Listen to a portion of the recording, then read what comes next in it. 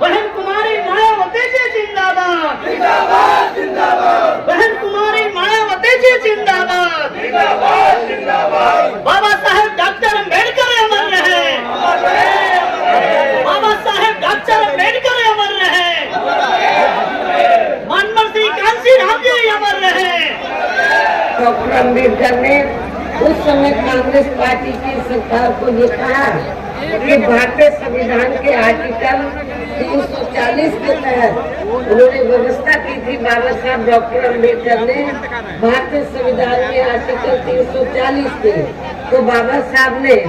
उस समय कांग्रेस की सरकार को ये कहा, तो उन्होंने ये कहा कि जो इस देश में SC ST के अलावा जो अन्य और भी जातियां हैं जो शैक्षणिक, सामाजिक और आर्थिक क्षेत्र में पिछड़ी हुई हैं, तो बाबा साहब ने कहा कि आप उनको भी आरक्षण दीजिए SC ST की तरह, इसके लिए आप कमीशन बनाएंगे। लेकिन उस समय केंद्र की कांग्रेस की सरकार ने बाबा साहब की इस बात को नहीं माना, जिससे बाबा साहब डॉक्टर भीमराव अम्बेडकर बहुत दुखी हुए। और इतना ही नहीं, हिंदू कोड बिल के जरिए वो ये चाहते थे कि इस देश की महिलाओं को भी पुरुषों के बराबर का हक मिले, और भी बहुत से कारण थे जिसकी वजह से तो बाबा साहब डॉक्टर अम्बेडकर को ये लगा कि जब कांग्रेस पार्टी बाबा साहब की बात को नहीं मान रही है, संविधान के हिसाब से नहीं चल रही है, तो फिर बाबा साहब ने ये फैसला लिया कि ऐसी सरकार में लॉ मिनिस्ट्री के पद पर बैठने से कोई फायदा नहीं है। उन्होंने लॉ मिनिस्ट्री से इस्तीफा दे दिया था। और उसके बाद आप लोगों को ये मालूम है, कांग्रेस पार्टी ने अति पिछड़े वर्ग के लोगों को उन्होंने आरक्षण नहीं दिया। पहले काका कालेलकर कमीशन बना, उसकी रिपोर्ट इन्होंने रद्दी की टोकरी में डाल दी। मंडल कमीशन बना, तो उसकी जब रिपोर्ट आई तो कांग्रेस ने उसको लागू नहीं किया। लेकिन जब केंद्र में सत्ता परिवर्तन हुआ, श्री VP सिंह की सरकार बनी, तो उस समय वो देश के प्रधानमंत्री बने, तो वो चाहते थे कि BSP का भी समर्थन उनको मिलना चाहिए। हमारे कई मेंबर पार्लियामेंट थे लोकसभा में। उस समय मैं भी 1989 में लोकसभा में चुनाव जीत कर आई थी, तो हमने श्री VP सिंह को ये कहा था, हमें आपसे कुछ नहीं चाहिए, ना मिनिस्ट्री चाहिए, ना कुछ चाहिए, हम आपको 2 शर्तों और मंडल कमीशन की रिपोर्ट को लागू किया गया। तो इस प्रकार से कहने का तात्पर्य ये है, आज चाहे कांग्रेस है, BJP है, सभी पार्टियां जो दलितों, आदिवासियों के आरक्षण की बात कर रही हैं, पिछड़े वर्ग के आरक्षण की बात कर रही हैं, सही बात तो ये है कि ये सारी की सारी पार्टियां, कांग्रेस, BJP एंड कंपनी के लोग नहीं चाहते हैं कि इन वर्गों के लोगों को भारतीय संविधान के मुताबिक आगे बढ़ने का मौका मिले। ये तो जो थोड़ा घना लाभ मिल रहा है BSP की वजह से मिल रहा है, और जब भी BSP नहीं बनती तो अब तक ये रिजर्वेशन भी खत्म कर दिया जाता। BSP के बनने के कारण ये दबाव में आकर थोड़ा घना ये आरक्षण दे रहे हैं। और अब पिछले काफी वर्षों से आपको मालूम है, जब कांग्रेस ने भारतीय संविधान के हिसाब से अपनी जिम्मेवारी को नहीं निभाया, बाबा साहब को लॉ मिनिस्ट्री से इस्तीफा देना पड़ा, और फिर हमें BSP बनाने की जरूरत पड़ी। आगे चलकर फिर हमें BSP बनाने की जरूरत पड़ी। और इतना ही नहीं, कांग्रेस की दोगली नीति की वजह से, कथनी और करने में अंतर होने की वजह से कांग्रेस केंद्र और ज्यादातर राज्यों की सत्ता से बाहर हो गई। और अब पिछले काफी वर्षों से BJP एवं इनके सहयोगी दल केंद्र में अधिकांश राज्यों की भी सत्ता में काबिज हो गए हैं। साथ ही इनकी भी, यानी कि BJP की भी ज्यादातर जातिवादी, पूंजीवादी, संकीर्ण, सांप्रदायिक व द्वेषपूर्ण नीतियों एवं कार्य प्रणाली आदि से तथा इनकी कथनी व करनी में भी काफी अंतर होने की वजह से ऐसा लगता है कि इस बार ये पार्टी भी यानी कि भारतीय जनता पार्टी भी केंद्र की सत्ता में आसानी से वापस आने वाली नहीं है। बशर्ते यदि ये चुनाव इस बार फ्री एंड फेयर होता है तथा हम चर्चा के मुताबिक वोटिंग मशीनों में भी कोई गड़बड़ी आदि नहीं की जाती है। और वैसे भी इस बार चुनाव में इनकी कोई भी पुरानी एवं नई चल रही नाटकबाजी, जुमलेबाजी व गारंटी आदि काम में आने वाली नहीं है, क्योंकि अब देश की जनता काफी हद तक इस बात को समझ चुकी है कि इनकी पार्टी ने अब तक देश के विशेषकर गरीबों, कमजोर तबकों, मध्यम वर्गीय एवं अन्य मेहनतकश लोगों को जो इन्हें अच्छे दिन दिखाने के असंख्य प्रलोभन भरे वायदे किए हैं तथा अनेकों हवाई व कागजी गारंटी आदि भी दी है, तो उनका जमीनी हकीकत में अभी तक भी इन्होंने लगभग 1/4 हिस्सा भी कार्य पूरा नहीं किया है, बल्कि इसके स्थान पर इनका ज्यादातर समय व ताकत भी यह इनके अपने चहेते रहे बड़े बड़े पूंजीपतियों एवं धन्ना सेठों को ही ज्यादा से ज्यादा मालामाल व धनवान आदि बनाने में तथा इन्हें हर स्तर पर छूट देने व बचाने में ही लगी रही है, जिनके अधिकांश आर्थिक सहयोग से ही ये पार्टी व अन्य पार्टियां भी अपना संगठन चलाती हैं तथा चुनाव आदि भी लड़ाती हैं, जिसका काफी कुछ खुलासा बॉन्ड की आई रिपोर्ट से भी हो जाता है। इस संबंध में वैसे आप लोगों को ये मालूम है कि अभी कुछ दिन पहले माननीय सुप्रीम कोर्ट ने बॉन्ड के बारे में ये खुलासा किया और अखबारों में भी ये खबर छपी कि इस देश में तो कांग्रेस, बीजेपी, अन्य जो और भी विरोधी पार्टियां हैं, बीएसपी को छोड़कर ये जो पार्टियां हैं, इन्होंने बॉन्ड के जरिए इस देश के बड़े बड़े पूंजीपतियों व धन्ना सेठों से अपनी पार्टी के संगठन को चलाने के लिए व चुनाव आदि लड़ाने के लिए अरबों खरबों रुपया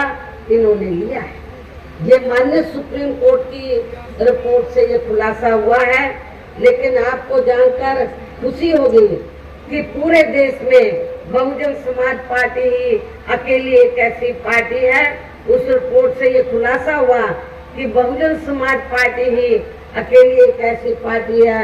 जिसने अपनी पार्टी के संगठन को चलाने के लिए व चुनाव आदि लड़ाने के लिए किसी भी पूंजीपति से एक भी रुपया नहीं लिया, बल्कि हमारी पार्टी तो हर साल बीएसपी की मेंबरशिप के जरिए व जन्मदिन के मौके पर थोड़ा थोड़ा धन इकट्ठा करके, चुनाव के मौके पर भी कार्यकर्ताओं से थोड़ा थोड़ा धन इकट्ठा करके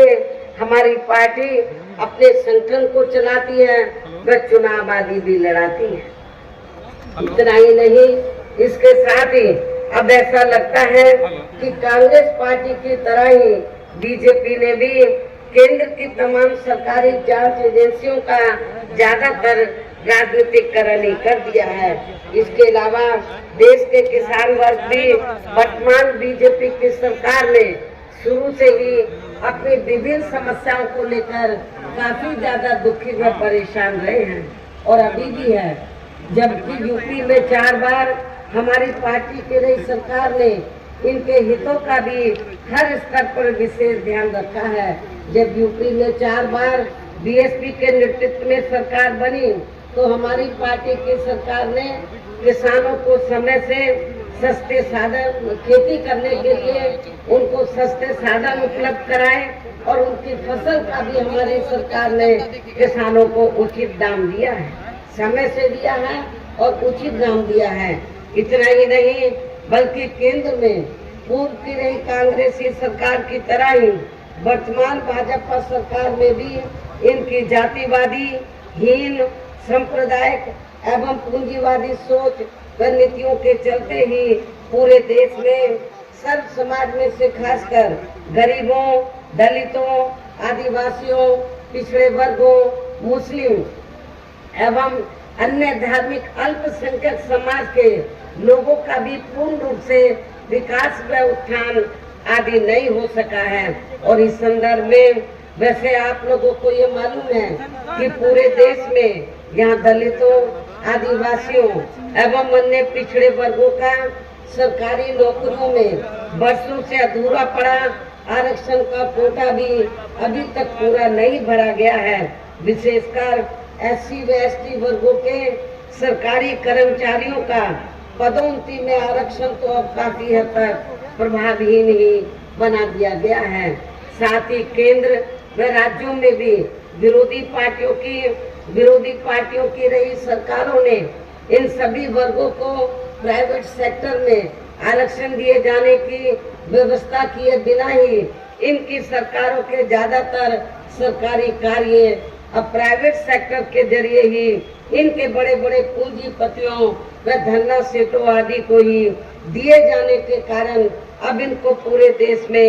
आरक्षण का बहुत कम ही लाभ मिल पा रहा है। इसी प्रकार इनका अन्य और मामलों में भी शोषण व उत्पीड़न आदि होना अभी तक भी बंद नहीं हुआ है। इनके साथ साथ मुस्लिम व अन्य धार्मिक अल्पसंख्यक समाज के लोगों की भी हालत हर स्तर पर यह काफी ज्यादा खराब व दयनीय बनी हुई है, जिसका काफी कुछ खुलासा सच्चर कमेटी की रिपोर्ट में भी किया गया है। इतना ही नहीं बल्कि पिछले कुछ वर्षों से केंद्र व अधिकांश राज्यों में भी बीजेपी व RSS की सरकारों के चलते हुए अब इनका विकास एवं उत्थान आदि होना भी काफी हद तक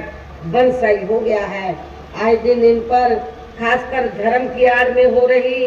जुर्म जाति भी यह काफी ज्यादा चरम सीमा पर पहुंच चुकी है। इसके साथ साथ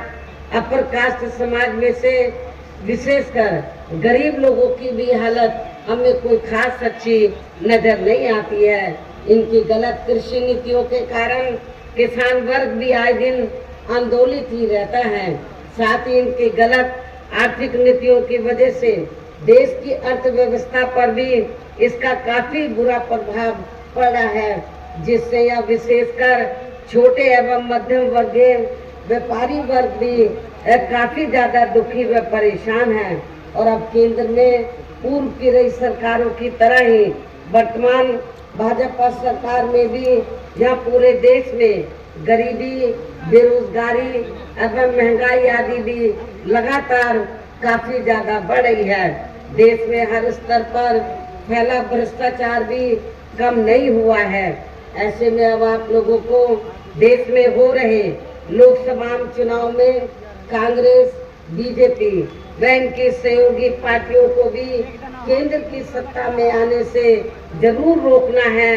जिनकी गलत नीतियों व गलत कार्य प्रणाली आदि को आप लोग काफी हद तक आजमा भी चुके हैं। और अब ये विरोधी पार्टियां किस्म किस्म के साम दाम दंड भेद आदि अनेकों हथकंडे इस्तेमाल करके केंद्र की सत्ता में आने की पूरी कोशिश में लगी हैं, जिनसे अपनी पार्टी के लोगों को हर स्तर पर काफी ज्यादा सावधान रहना है। और इस मामले में विरोधी पार्टियां अपने अपने पक्ष में हवा बनाने के लिए खासकर मीडिया, ओपिनियन पोल व सर्वे आदि का जो बड़े पैमाने पर इस्तेमाल कर रही हैं, तो उनसे अपनी पार्टी के लोगों को बिल्कुल भी गुमराह नहीं होना है। इसके साथ ही विरोधी पार्टियों के विभिन्न रूपों में जारी किए गए इनके हवाई व प्रलोभन भरे चुनावी घोषणा पत्रों एवं वायदों आदि के बहकावे में भी अपनी पार्टी के लोगों को कतई नहीं आना है, जिन्हें ये पार्टियां चुनाव खत्म होने के बाद ज्यादातर अमल में नहीं लाती हैं। और अब जिन पर से देश की जनता का अधिकांश विश्वास ही उठ गया है। और यही खास वजह है कि हमारी पार्टी किसी भी चुनाव में अपनी पार्टी का कोई भी चुनावी घोषणा पत्र आदि जारी नहीं करती है। वैसे भी हमारी पार्टी किसी भी मामले में कहने में बहुत कम बल्कि कार्य करके दिखाने में ही ज्यादा विश्वास रखती है। और इस बात का सबसे बड़ा सबूत ये है कि उत्तर प्रदेश में 4 बार हमारी पार्टी के नेतृत्व में रही सरकार ने चुनाव में पार्टी के बिना जारी किए गए घोषणा पत्र के ही प्रदेश में आम जनहित में काफी कुछ ऐतिहासिक कार्य करके दिखाए हैं, जिनके अब देश में अधिकांश पार्टियों की सरकारें काफी नकल भी कर रही हैं। जबकि इस मामले में हमारी पार्टी का ये कहना है कि यदि इन पार्टियों के स्थान पर केंद्र में हमें अपनी पार्टी की सरकार बनाने का मौका मिलता है तो तब फिर हमारी पार्टी की बनी सरकार केंद्र में यहाँ अब तक की रही सभी विरोधी पार्टियों की सरकारों की तरह केवल हवाई व कागजी कार्य आदि नहीं करेगी, बल्कि उत्तर प्रदेश की तरह ही जमीनी हकीकत में ठोस कार्य करके दिखाएगी। और इस संदर्भ में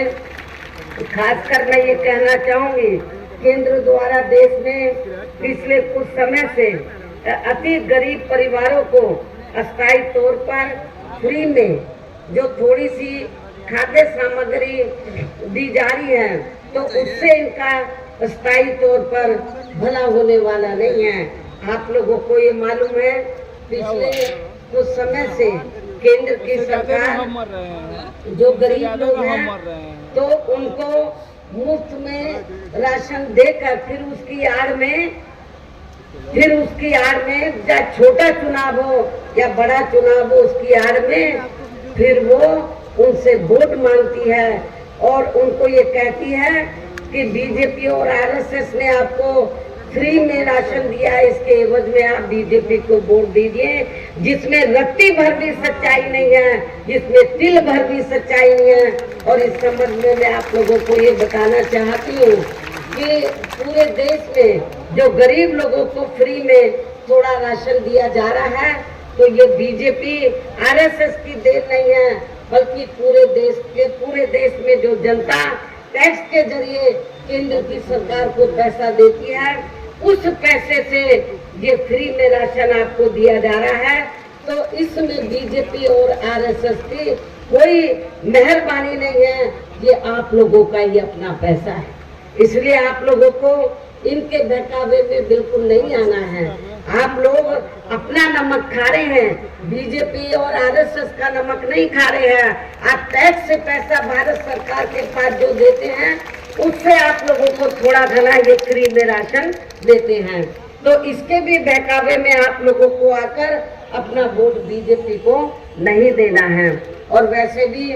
इनकी ये यानी कि जो गरीब लोग हैं, इनकी ये जटिल समस्या देश में हर हाथ को काम देने से ही केवल दूर हो सकती है, जिसकी तरफ हमारी पार्टी की बनी सरकार विशेष ध्यान देगी। साथ ही देश में पिछले काफी वर्षों से आए दिन बढ़ रही गरीबी, बेरोजगारी व महंगाई आदि से भी जनता बहुत ज्यादा दुखी है, जिसे भी आर्थिक नीतियों में तब्दीली करके जरूर दूर किया जाएगा। धर्म की भी आड़ में पिछले कुछ वर्षों से खासकर मुस्लिम समाज के लोगों का द्वेष की भावना से जो उनका काफी ज्यादा शोषण व उत्पीड़न आदि किया जा रहा है, तो उसे भी जरूर रोका जाएगा। कहने का तात्पर्य ये है कि देश में इस समय हो रहे लोकसभा चुनाव में विरोधी पार्टियों के जारी किए गए उनके हवाई व प्रलोभन भरे चुनावी घोषणा पत्रों आदि के बहकावे में अब यहाँ खासकर देश के अति गरीबों, मजदूरों, बेरोजगारों एवं अन्य जरूरतमंद लोगों को बिल्कुल भी नहीं आना है। और अब इन्हें ऐसी सभी विरोधी पार्टियों को केंद्र की सत्ता में आने से जरूर रोकना है, जिनकी कथनी व करनी में काफी अंतर रहा है तथा जिन्हें ये लोग बरसों से आजमा भी चुके हैं। ऐसे में अब मेरा यही कहना है कि आप लोगों को अपने खुद के व अपने प्रदेश एवं देश के भी हित में अपने वोटों को या कांग्रेस, बीजेपी व अन्य विरोधी पार्टियों को न देकर केवल अपनी एकमात्र हितैषी पार्टी बहुजन समाज पार्टी को ही देना है। जो ये पार्टी उत्तर प्रदेश की तरह ही केंद्र में भी अपनी पार्टी की सरकार बनने पर फिर पूरे देश में यह अपनी पार्टी की सर्वजन हिताय व सर्वजन सुखाय की नीतियों पर आधारित इस सरकार चलाएगी। इसके साथ साथ केंद्र से जुड़ी आपके क्षेत्र की जो भी यहाँ स्थानीय समस्याएं होंगी तो उन्हें भी फिर दूर करने का हर संभव पूरा प्रयास किया जाएगा। साथ ही यहाँ गरीबों, मजदूरों, बेरोजगारों, कर्मचारियों, किसानों, छोटे व्यापारियों एवं अन्य मेहनत कश लोगों के हितों का भी विशेष ध्यान रखा जाएगा। सर्व समाज में से खासकर दलितों,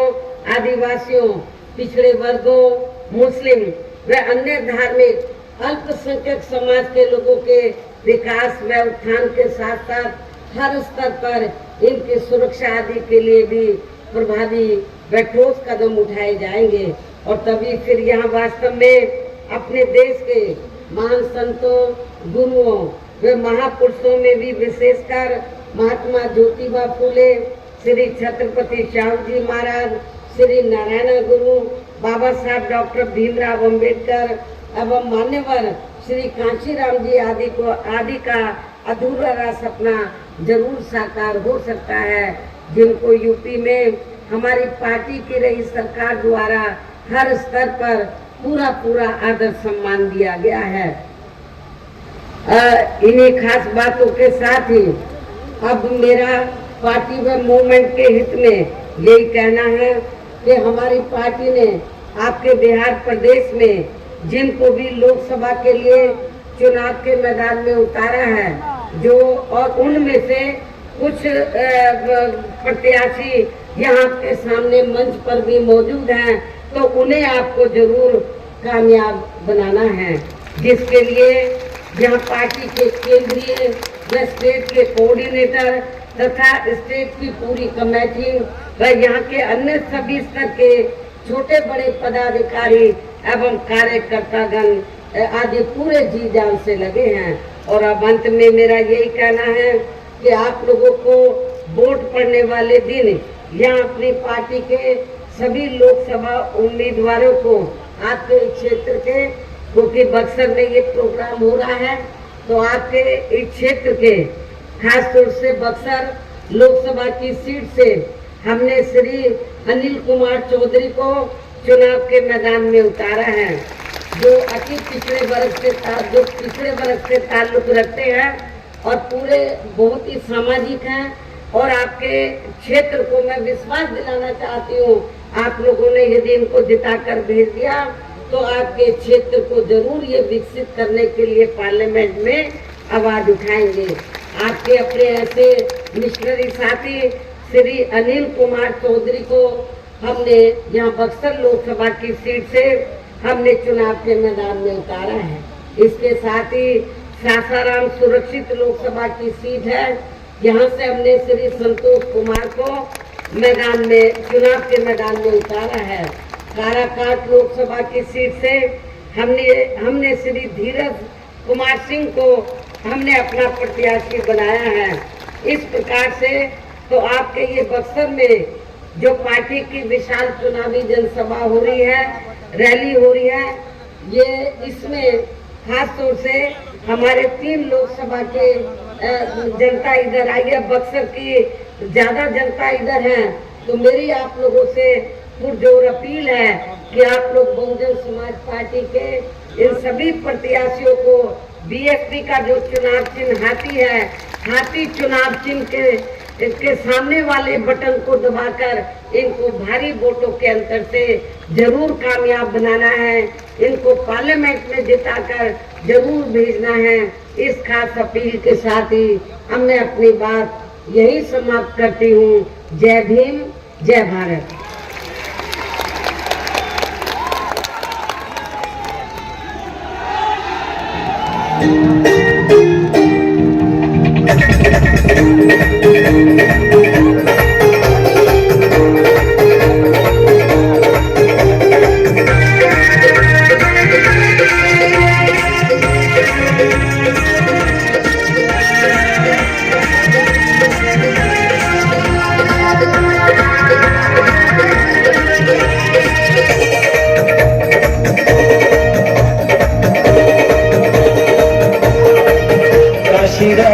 का सपना अधूरा,